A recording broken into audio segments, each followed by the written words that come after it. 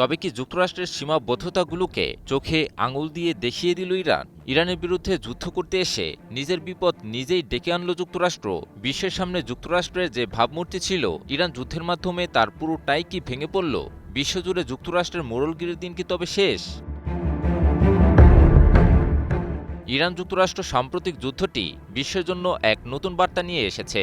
এতদিন ধরে যুক্তরাষ্ট্র তার আধিপত্যের জেরে বিশ্বে ইচ্ছামতো নিয়ম বানাত এবং দুর্বল দেশকে তা মানতে বাধ্য করার মাধ্যমে স্বেচ্ছাচারিতা বজায় রাখত। কিন্তু ইরানের সাথে সাম্প্রতিক যুদ্ধটি চোখে আঙুল দিয়ে দেখিয়ে দিয়েছে যে যুক্তরাষ্ট্রের স্বেচ্ছাচারিতার দিন এখন শেষ।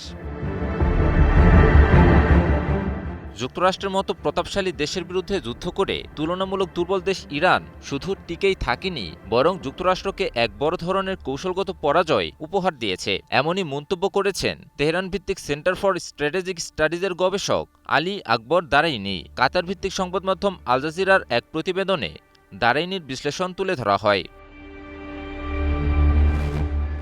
দারাইনি বলেন, survival is the biggest achievement, অর্থাৎ বেঁচে থাকাই সবচেয়ে বড় অর্জন। কিন্তু সাম্প্রতিক যুদ্ধের উদাহরণ টেনে তিনি বলেন, ইরানের এই অর্জন যুক্তরাষ্ট্র ও ইসরায়েলের মতো দুই পারমাণবিক শক্তিধর দেশের আক্রমণাত্মক যুদ্ধ টিকে থাকার মধ্যেই সীমাবদ্ধ নয়। বিশ্বের সবচেয়ে বড় সামরিক ও অর্থনৈতিক শক্তির বিরুদ্ধে ইরানের অর্জন এর চেয়েও বেশি।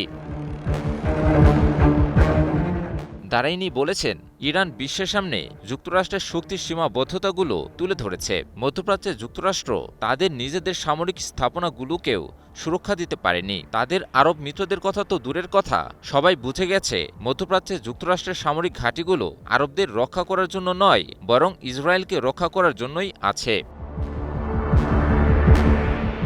দারাইনি মনে করছেন, এর মাধ্যমে বিশ্ব দরবারে দীর্ঘদিন ধরে যুক্তরাষ্ট্র যে ভাবমূর্তি গড়ে তুলেছিল তা যেন ভেঙে চুরমার হয়ে গেল।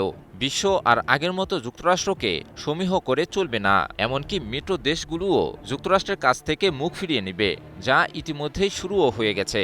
ফলে ইরান যুদ্ধের আগে বিশ্ব যে অবস্থায় ছিল, যুদ্ধের পর সম্পূর্ণ নতুন অবস্থায় ফিরে যাবে। দারাইনি আরও বলেন, ইরান এমন এক ধরনের জাতীয় সংহতি প্রদর্শন করেছে যার নিজস্ব কৌশলগত গুরুত্ব রয়েছে। তার মতে, এ যুদ্ধ দেখিয়েছে কিভাবে ইরানিরা জাতীয় পতাকার নিচে ঐক্যবদ্ধ হয়। ইরান তাদের কৌশলগত সংস্কৃতির মূল ভিত্তিটি তুলে ধরেছে, আর তা হল বাইরের জোর জবরদস্তি ও আগ্রাসনের কাছে তেহরান নতি স্বীকার করে না।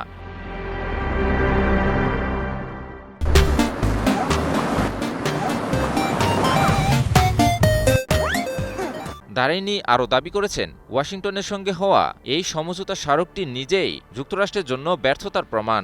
যুক্তরাষ্ট্র ভেবেছিল ৭২ ঘণ্টার মধ্যে ইরানকে শেষ করে দেবে, তারা ব্যর্থ হয়েছে। এটি যুক্তরাষ্ট্রের জন্য একটি কৌশলগত ব্যর্থতা এবং ইরানের জন্য একটি কৌশলগত বিজয়। ইমন আলী, নিউজ 24।